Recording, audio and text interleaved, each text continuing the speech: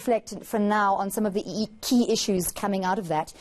Prof, before Julius Malema spoke, we heard from Dali Mpofu, the national chairperson. And one thing that came out of that for me was that he mentioned the word discipline a number of times.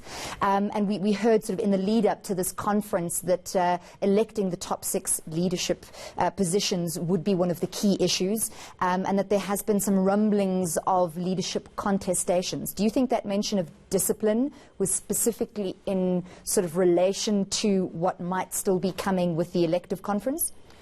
Absolutely. I think that the mere mention of the word suggests that they are trying to close ranks to make sure that obviously the troops are supposed to be, moving in line. Obviously, the CIC Malema just now in his political report is also alluding to that. But it clearly shows that there's an attempt to make sure that the iron grip that many, critics of Malema, have said to have said that he's having, it stays on up until the end of the conference and even beyond. So the idea is to make sure that the election of the top 6, as well as other positions in the party, will obviously be in line with the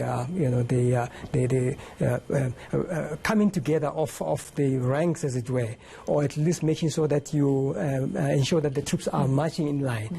You might not be able to see it at face value, but I think once they start going into the closed sessions, which you and I might not be privy to attend, that's where the manifestations will come through.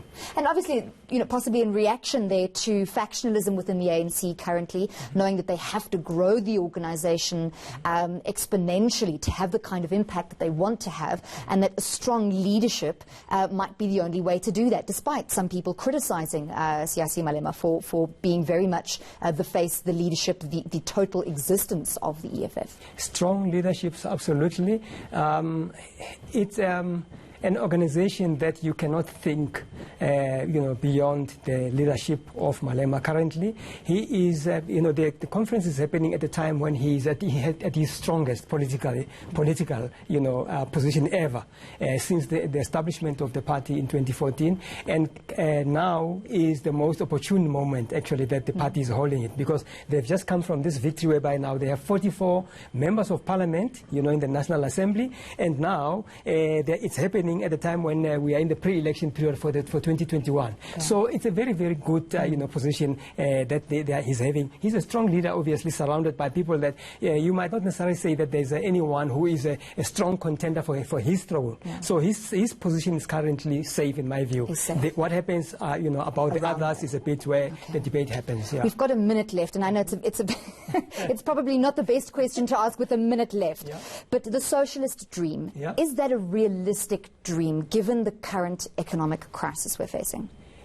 It's not realistic, given the fact that we know of the socialist or utopias that have, failed elsewhere in the world, and which have, fallen into, difficulties.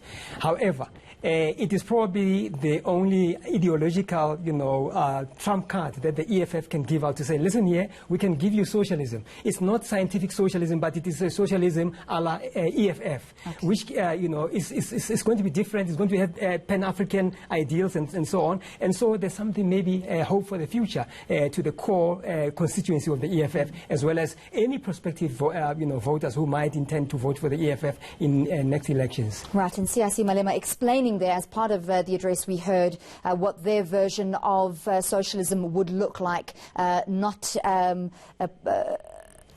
ideology governed by strong discipline where everything is shared by everybody, but a different, as you said, socialism a la EFF. We'll definitely chat about that in a little bit more detail a little bit later, but for now we will be back with you shortly with more news.